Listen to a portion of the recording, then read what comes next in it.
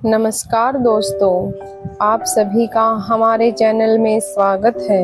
आज मैं आपके साथ कुछ ऐसे ज्ञान की बातें शेयर करने जा रही हूँ जो आपकी जिंदगी बदल सकती हैं। दोस्तों, जीवन में सबसे बड़ी ताकत पैसा नहीं बल्कि अच्छे विचार और अच्छा चरित्र होता है। जिस इंसान का चरित्र अच्छा होता है उसे हर जगह सम्मान मिलता है।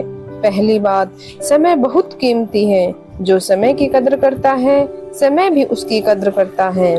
बीता हुआ समय कभी वापस नहीं आता, इसलिए हर पल का सही उपयोग करें। दूसरी बात, कभी किसी का दिल मत दुखाइए, क्योंकि शब्दों की चोट दिखाई नहीं देती लेकिन बहुत गहरी होती है। हमेशा मीठा बोले और दूसरों का सम्मान करें। तीसरी बात, असफलता से मत डरिए। जो लोग कोशिश करना छोड़ देते हैं वही हारते हैं। सफल लोग भी कई बार असफल हुए हैं क्योंकि उन्होंने हार नहीं मानी। चौथी बात, माता पिता का सम्मान करें। दुनिया में उनसे बड़ा कोई भी शुभ चिंतक नहीं होता है। उनका आशीर्वाद ही सबसे बड़ी पूंजी है। पांचवी बात, गुस्से में कभी फैसला मत लीजिए। गुस्सा कुछ मिनटों का होता है लेकिन उसके परिणाम कई सालों तक परेशान करते हैं। छठी बात, दूसरों से तुलना मत कीजिए। हर व्यक्ति की अपनी अलग पहचान और अलग यात्रा होती है। अपनी मेहनत पर ध्यान दें। सातवीं बात, ईमानदारी सबसे बड़ी दौलत है। पैसा खो जाए तो वापस मिल सकता है, लेकिन विश्वास एक बार टूट जाए तो उसे जोड़ना मुश्किल होता है। आठवीं बात, स्वास्थ्य पर ध्यान रखें। अच्छा स्वास्थ्य ही असली धन है। रोज थोड़ा व्यायाम करें और स्वस्थ भोजन खाएं। नौवीं बात, मदद करने की आदत डालिए। किसी की छोटी सी मदद भी आपके चेहरे पर मुस्कान ला सकती है। 10वीं और सबसे महत्वपूर्ण बात, भगवान पर विश्वास रखें और मेहनत करते रहें। समय चाहे कैसा भी हो, धैर्य और मेहनत करने वालों लोगों की हमेशा जीत होती है। दोस्तों, याद रखिए, अच्छे विचार इंसान की जिंदगी बदल सकते हैं और अच्छे कर्म इंसान की पहचान बनाते हैं। अगर आपको ये ज्ञान की बातें अच्छी लगी हों तो वीडियो को लाइक करें, शेयर करें और चैनल को सब्सक्राइब जरूर करें। धन्यवाद। जय हिंद। राधे राधे दोस्तों, हमारे चैनल में आपका स्वागत है। आज मैं आपके लिए एक ऐसी भक्ति की कहानी लेकर आई हूँ जो आपके दिल को छू जाएगी और भगवान पर आपका विश्वास और भी मजबूत कर देगी। कहते हैं कि भगवान के देर करते हैं लेकिन अंधेर नहीं करते। आज की यह कहानी उसी अटूट विश्वास की है जिसने एक गरीब इंसान की पूरी जिंदगी बदल दी। तो दोस्तों, कहानी को शुरू करने से पहले एक बार दिल से बोलिए जय श्री कृष्ण। अगर आप भी भगवान पर विश्वास रखते हैं तो इस कहानी को अंत तक सुनिए, क्योंकि इसका संदेश आपके जीवन में नई उम्मीद जगा देगा। जब चारों तरफ अंधेरा हो और कोई सहारा ना दिखे, तब भगवान कैसे अपने भक्त का हाथ थामते हैं, यही है आज की कहानी। भगवान सब देख रहे हैं। बहुत समय पहले एक छोटे से गांव में रामदास नाम का एक गरीब लेकिन बहुत भक्ति वाला भक्त रहता था। वह हर सुबह उठकर भगवान की पूजा करता, मंदिर जाता और जरूरतमंदों की मदद करता था। रामदास के पास ज्यादा धन नहीं था, लेकिन उसके मन में भगवान के लिए अटूट विश्वास था। एक दिन गांव में बहुत बड़ा सूखा पड़ गया। खेत सूख गए, कुएं खाली हो गए और लोगों के सामने खाने के संकट खड़ा हो गया। गांव के लोग भगवान को दोष देने लगे। कोई कहता भगवान हमारी सुनते ही नहीं है, कोई कहता इतनी पूजा करने के बाद भी कोई फायदा नहीं हुआ। लेकिन रामदास रोज की तरह मंदिर जाता रहा। वह भगवान के सामने बैठकर कहता, हे प्रभु, मुझे आप पर पूरा भरोसा है, जो भी करेंगे अच्छा ही करेंगे। एक दिन रामदास के घर में खाने के लिए सिर्फ एक मुट्ठी आटा बचा था। उसकी पत्नी ने कहा, अब क्या होगा, बच्चों को क्या खिलाएंगे? रामदास मुस्कुरा कर बोला, जिस भगवान ने हमें जन्म दिया है वही हमारी व्यवस्था भी करेगा। उसी समय दरवाजे पर दस्तक हुई। एक बूढ़ा साधु खड़ा था। साधु ने कहा, बेटा, मैं कई दिनों से भूखा हूँ, कुछ खाने को मिल जाए तो बड़ी कृपा होगी। घर में सिर्फ एक मुट्ठी आटा था। पत्नी ने मना किया, अगर वह भी दे दिया तो हम क्या खाएंगे? लेकिन रामदास बोला, पहले अतिथि की सेवा होगी, भगवान हमारी चिंता करेंगे। उन्होंने वह आखिरी आटा साधु को दे दिया। साधु ने भोजन किया और जाते समय मुस्कुरा कर कहा, बेटा, तुम्हारा विश्वास कभी व्यर्थ नहीं जाएगा। अगली सुबह एक चमत्कार हुआ। गांव में एक धनी व्यापारी आया। उसे अपने गोदाम के लिए ईमानदार व्यक्ति चाहिए था। पूरे गांव में पूछताछ करने के बाद सबने रामदास का नाम बताया। व्यापारी ने रामदास को काम दे दिया और अच्छी तनख्वाह भी। कुछ ही महीनों में रामदास की गरीबी दूर हो गई, लेकिन उसने कभी भगवान को नहीं छोड़ा। एक दिन मंदिर में बैठकर वह रोने लगा। लोगों ने पूछा, अब तो तुम्हारे पास सब कुछ है, फिर क्यों रो रहे हो? रामदास बोला, मैं इसलिए रो रहा हूँ कि जब मेरे पास कुछ नहीं था तब भी भगवान मेरे साथ थे, और आज जब मेरे पास सब कुछ है तब भी वही मेरे पास है। दोस्तों, उस दिन पूरे गांव को समझ आ गया कि भगवान कभी किसी का साथ नहीं छोड़ते। सच्ची भक्ति फल जरूर देती है। कठिन समय में विश्वास मत खोइए। भगवान देर करते हैं लेकिन अंधेर कभी नहीं करते। जब दुनिया साथ छोड़ दे तब भी भगवान आपके साथ खड़े होते हैं। अब बस विश्वास बनाए रखिए। भगवान को आपकी आवाज नहीं, आपका विश्वास सुनाई देता है। राधे राधे, जय श्री कृष्ण। अगर आप भी मानते हैं कि भगवान पर विश्वास रखने वालों की कभी हार नहीं होती, तो एक बार कमेंट बॉक्स में जय श्री कृष्ण जरूर लिखें। धन्यवाद। अगर आपको यह कहानी पसंद आई है तो चैनल को लाइक करें, सब्सक्राइब करें और कमेंट बॉक्स में जय श्री कृष्ण लिखना ना भूलें। अपने दोस्तों में शेयर करें। जीवन में अशांति क्यों आती है? धनवान सेठ और मन की शांति। नमस्कार दोस्तों, आज की कहानी एक ऐसे व्यक्ति की है जिसके पास धन दौलत, बड़ा घर, नौकर चाकर सब कुछ था, लेकिन फिर भी उसके जीवन में शांति नहीं थी। यह कहानी हमें सिखाएगी कि असली सुख और शांति कहाँ मिलती है। एक शहर में महेश नाम का बहुत बड़ा व्यापारी रहता था। उसके पास करोड़ों की संपत्ति थी। शानदार बंगला, महंगी गाड़ियाँ और बड़े बड़े कारोबार थे। लोग उन्हें देखकर हंसते थे और कहते थे, महेश से ज्यादा सुखी इंसान इस दुनिया में कोई नहीं होगा।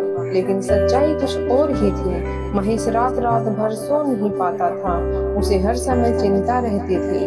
कभी व्यापार की चिंता, कभी पैसे की चिंता, कभी भविष्य की चिंता।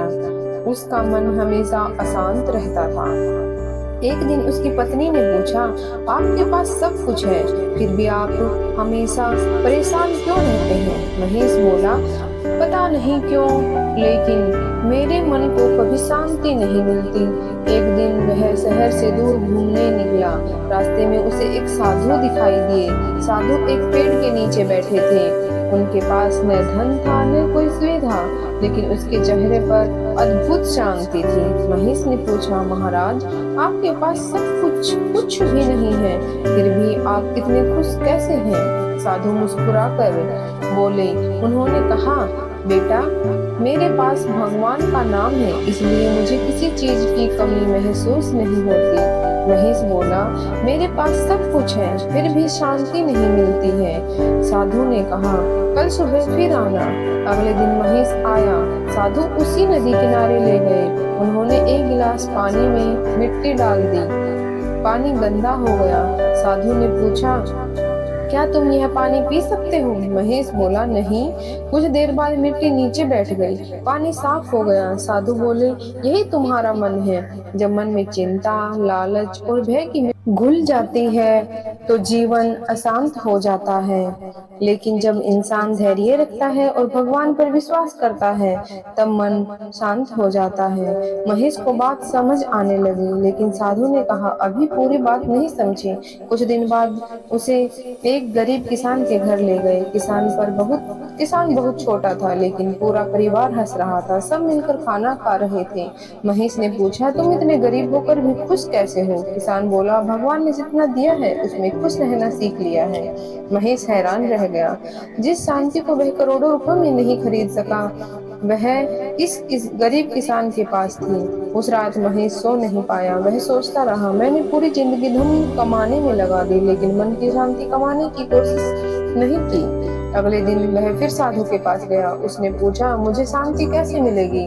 साधु बोले, 5 बातें याद रखो, संतोष सीखो, जो मिला है उसके लिए भगवान का धन्यवाद करो, तुलना छोड़ो, दूसरों को देखकर दुखी मत हो, क्षमा करना सीखो, मन में नफरत रखने से अशांति बढ़ती है, सेवा करो, दूसरे की मदद करने से मन हल्का होता है, भगवान का स्मरण करो, भगवान का नाम मन को स्थिर करता है। महेश ने इन बातों को अपने जीवन में अपनाना शुरू कर दिया। वह रोज सुबह भगवान का ध्यान करने लगा, गरीबों की मदद करने लगा, परिवार को समय देने लगा। धीरे धीरे उसके जीवन में बदलाव आने लगा। पहले जो व्यक्ति हमेशा परेशान रहता था, अब वह मुस्कुराने लगा। एक दिन उसकी पत्नी ने पूछा, आजकल आप इतने खुश कैसे रहते हैं? महेश मुस्कुरा कर बोला, पहले मैं धन का मालिक था, लेकिन मन का गुलाम था।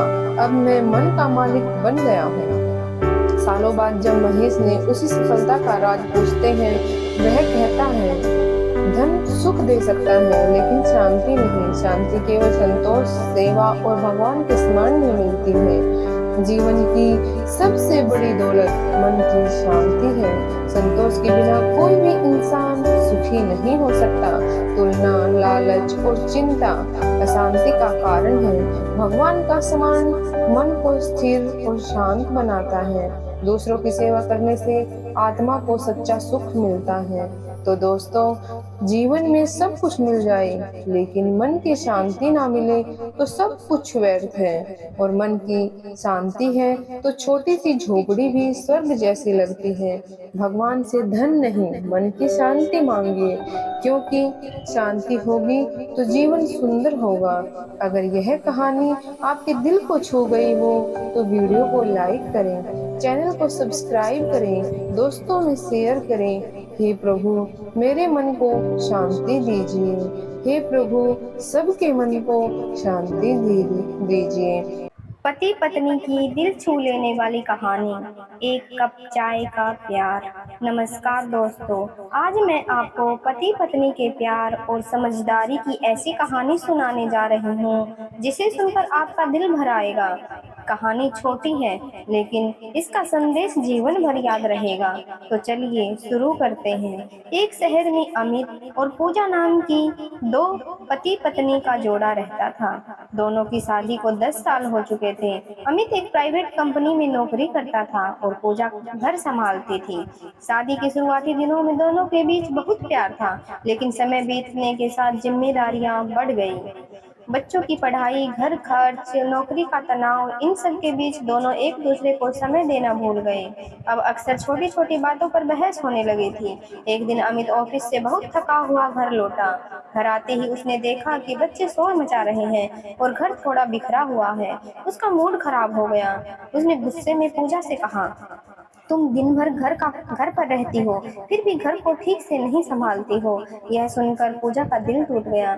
वह सुबह से बिना रुके काम कर रही थी, लेकिन उसने कुछ नहीं कहा, चुपचाप रसोई में चली गई। रात को दोनों बिना बताए बात किए ही सो गए। अगले दिन भी दोनों के बीच खामोशी रही। ऐसे ही कई दिन निकल गए। एक दिन अमित की कंपनी में अचानक कर्मचारियों की छटनी शुरू हो गई। अमित बहुत डर गया।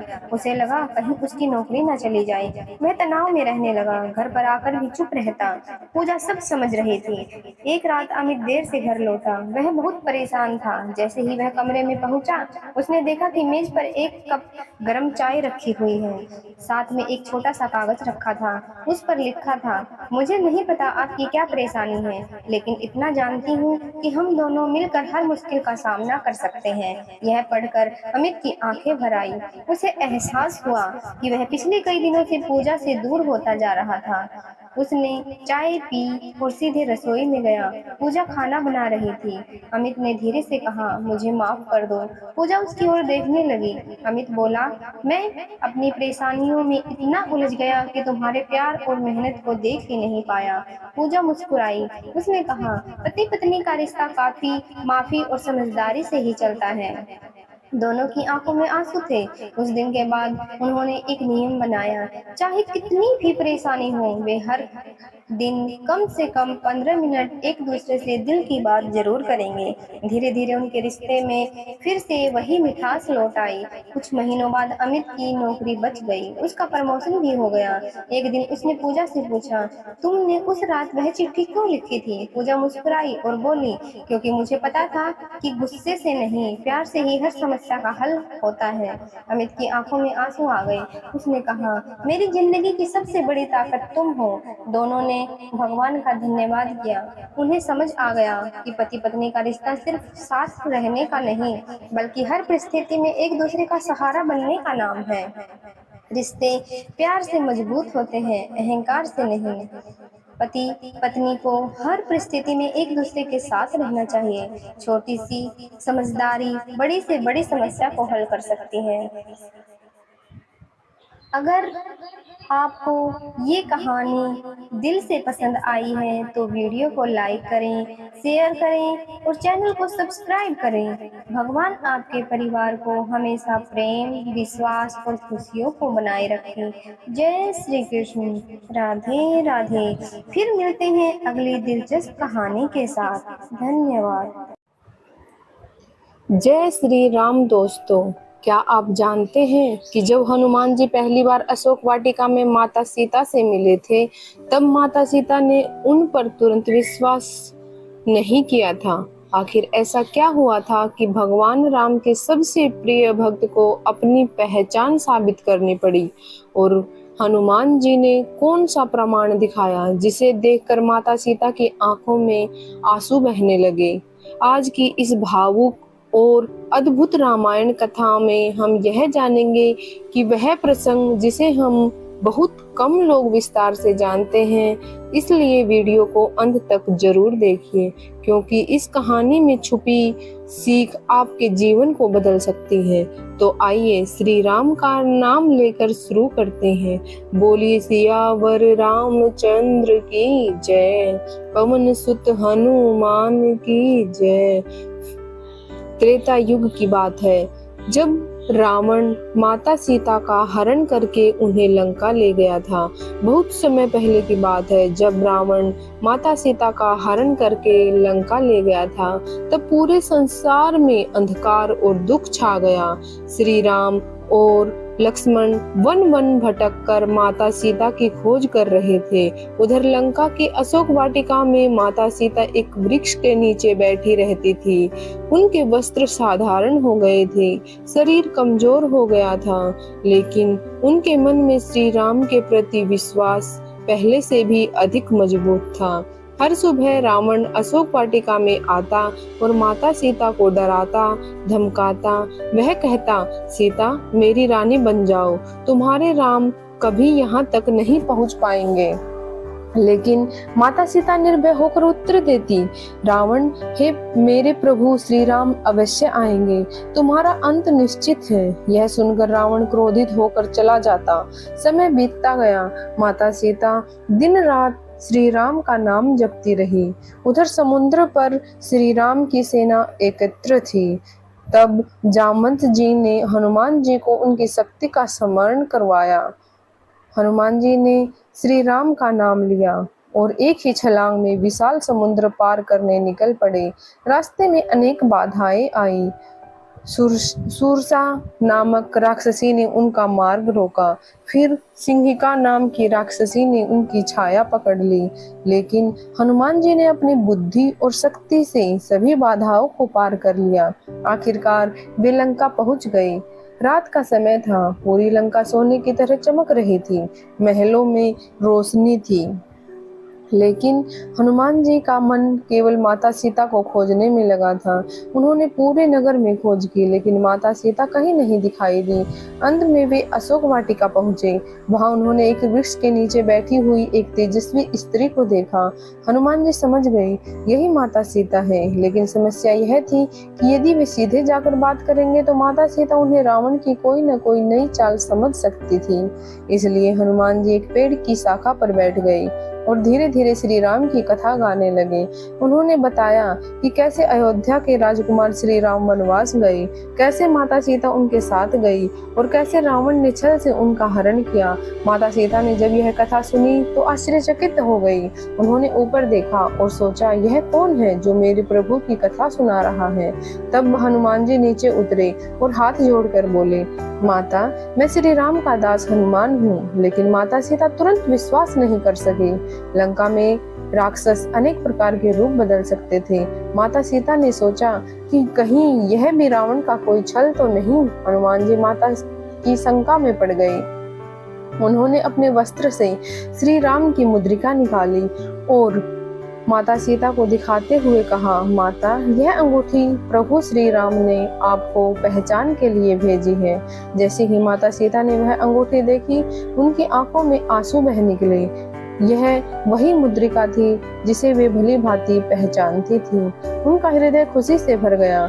उन्होंने कहा, हनुमान, क्या मेरे प्रभु सचमुच कुशल हैं? हनुमान जी ने विनम्रता से उत्तर दिया, माता, प्रभु श्री राम आपको याद करके दिन रात व्याकुल रहते हैं। उन्होंने मुझे आपकी खोज के लिए भेजा है। यह सुनकर माता सीता भावुक हो गई। हनुमान जी ने उन्हें सांत्वना दी और कहा, माता, कुछ ही दिनों में प्रभु श्री राम अपनी सेना लेकर लंका आएंगे और आपको यहाँ से मुक्त कराएंगे।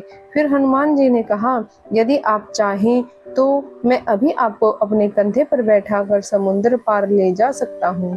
लेकिन माता सीता मुस्कुराई और बोली, हनुमान, मुझे अपने प्रभु की शक्ति पर पूर्ण विश्वास है। वे स्वयं आएंगे, रावण का अंत करेंगे और धर्म की स्थापना करेंगे। हनुमान जी माता सीता की मर्यादा और धैर्य देखकर नतमस्तक हो गए। फिर माता सीता ने अपने सिर से चूड़ामणि उतारी और हनुमान जी को देते हुए कहा, इसे मेरे प्रभु को दे देना। यह देखकर उन्हें विश्वास हो जाएगा कि तुम मुझसे मिले हो। हनुमान जी ने चूड़ामणि को श्रद्धा पूर्वक स्वीकार किया। इसके बाद उन्होंने लंका में अपना पराक्रम दिखाया, राक्षसों को पराजित किया और अंत में लंका दहन करके वापस श्री राम के पास पहुंचे। जब उन्होंने श्री राम को माता सीता का संदेश और चूड़ामणि दी, तब श्री राम की आंखों से आंसू बह निकले। उन्हें विश्वास हो गया कि माता सीता सुरक्षित हैं। इसके बाद श्री राम ने वानर सेना के साथ लंका पर चढ़ाई की, रावण का वध किया और माता सीता को सम्मान पूर्वक वापस अयोध्या ले आए। दोस्तों, इस कहानी से हमें सीख मिलती है, कठिन समय में धैर्य नहीं खोना चाहिए। सच्चा विश्वास हर संकट को छोटा बना देता है। भगवान अपने भक्तों को कभी नहीं भूलते। हनुमान जी की तरह सेवा और समर्पण जीवन को महान बनाते हैं। जय श्री राम। दोस्तों, आपको यह कहानी पसंद आई है तो वीडियो को लाइक करें, चैनल को सब्सक्राइब करें और अपने दोस्तों के साथ शेयर करें। मिलते हैं एक और दिलचस्प जानकारी के साथ, तो बने रहिए चैनल के साथ। धन्यवाद। जय श्री कृष्ण। दोस्तों, क्या आप जानते हैं कि हजारों वर्ष पहले महर्षि व्यास मुनि ने कलयुग के बारे में ऐसी भविष्यवाणियां की थी जो आज एक एक करके सच होती दिखाई दे रही हैं। उन्होंने एक ऐसा रहस्य बताया था जिसे जानकर उनके शिष्य भी आश्चर्यचकित रह गए थे। आखिर वह कौन सा रहस्य था और कैसे वह रहस्य आज हमारे जीवन से जुड़ा हुआ है?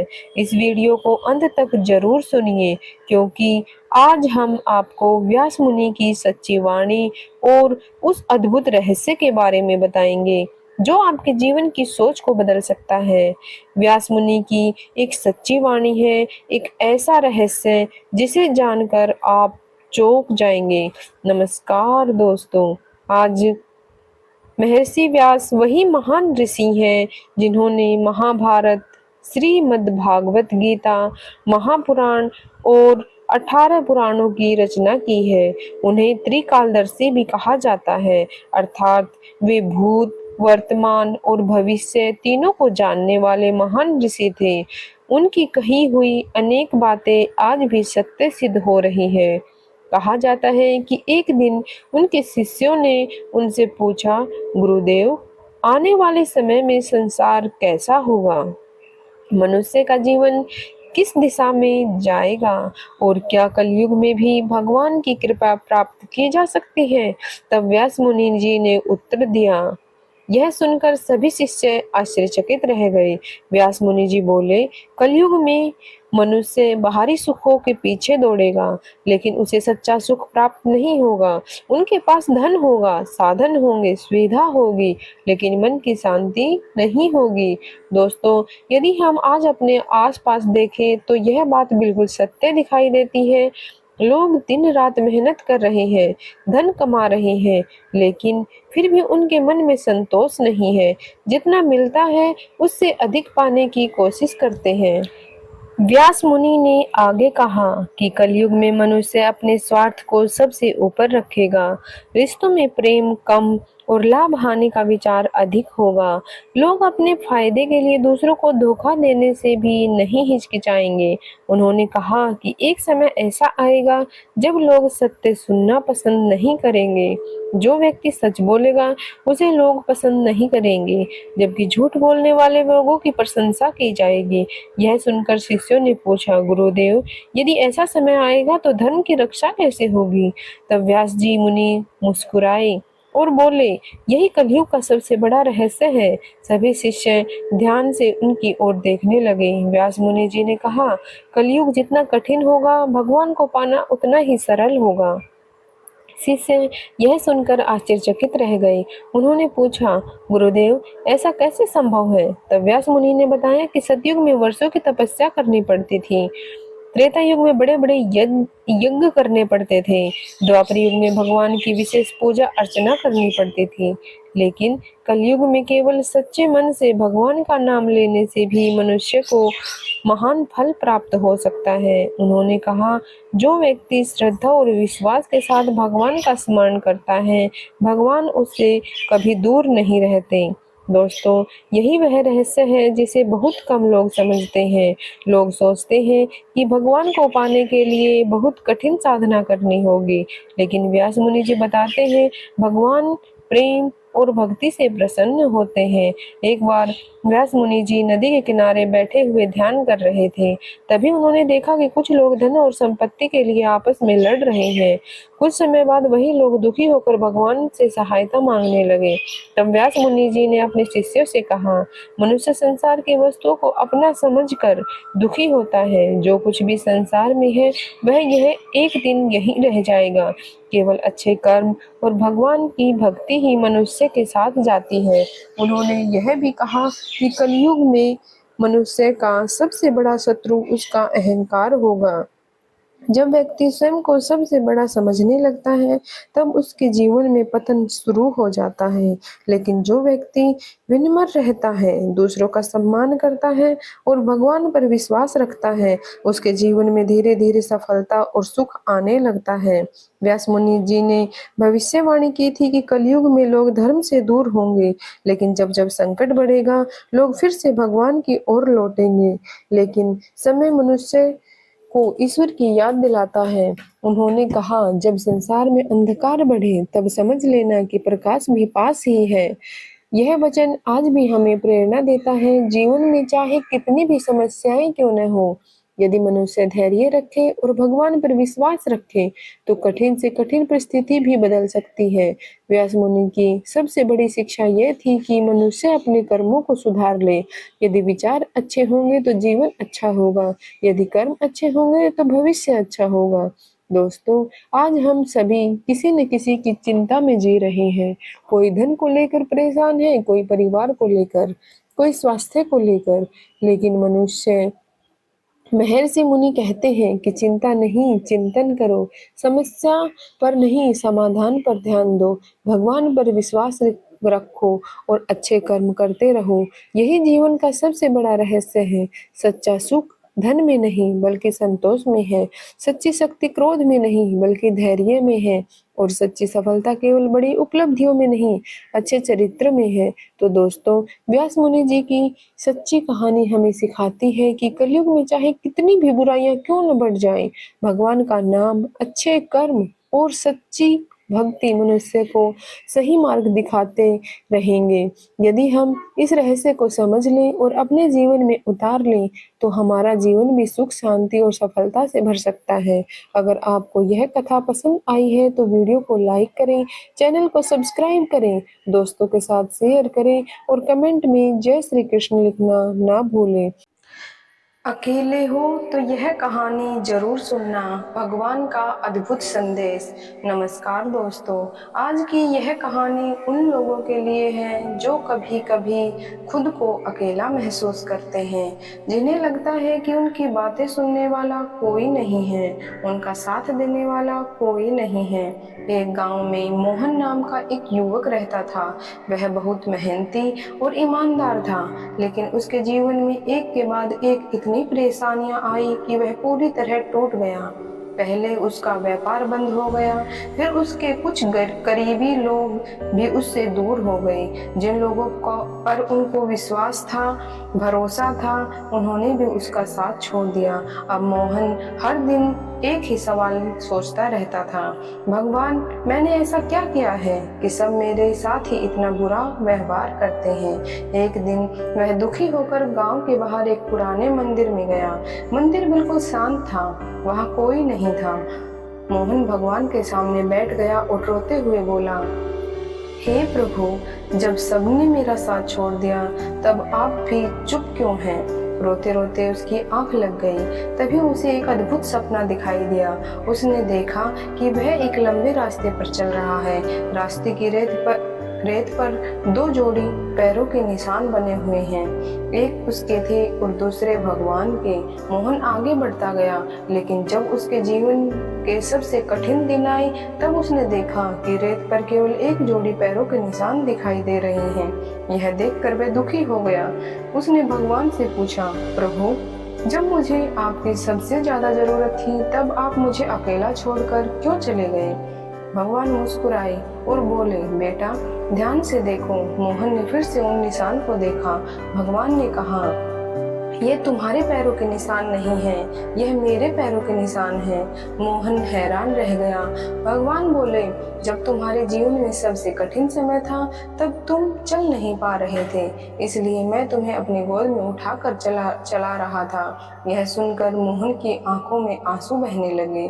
उसी समय उसकी नींद खुल गई। वह मंदिर में बैठा था, लेकिन उसका मन कुछ शांत सा था। वह समझ गया था कि भगवान कभी किसी को अकेला नहीं छोड़ते। कभी कभी जब हमें लगता है कि भगवान हमारी नहीं सुन रहे थे, तब वास्तव में वही हमारे लिए सबसे ज्यादा काम कर रहे होते हैं। दोस्तों, यदि आज आप अकेले भी हैं तो परेशान भी हैं या जीवन में कठिन समय से गुजर रहे हैं, तो याद रखिए, भगवान आपको छोड़कर नहीं गए हैं। हो सकता है इस समय वे आपको उठाकर आगे बढ़ रहे हों। हर अंधेरी रात के बाद सुबह होती है, हर दिन के बाद सुख आता है और हर परीक्षा के बाद सफलता जरूर मिलती है। अगर आपको यह कहानी पसंद आई है तो कमेंट में लिखिए, भगवान मेरे साथ हैं, जय श्री कृष्ण। यदि आप कमेंट करेंगे, उससे ही हम और भी ज़्यादा अच्छी वीडियो आपके साथ शेयर करेंगे। तो कमेंट में लिखना मत भूलना। जय श्री कृष्ण। आपकी पत्नी सिर्फ पत्नी ही नहीं, आपके कर्मों का फल है। नमस्कार दोस्तों, आज मैं आपको एक ऐसा रहस्य बताने जा रही हूँ जिसे सुनकर शायद आप हैरान रह जाएं। क्या आपने कभी सोचा है कि इस दुनिया में करोड़ों लोग हैं, लेकिन आपकी पत्नी ही आपके जीवन साथी क्यों बनी? क्या यह केवल एक संयोग है या इसके पीछे कोई गहरा रहस्य छिपा हुआ है? सनातन धर्म की कई प्राचीन मान्यताओं में कहा गया है कि इस संसार में कोई भी रिश्ता बिना कारण नहीं बनता।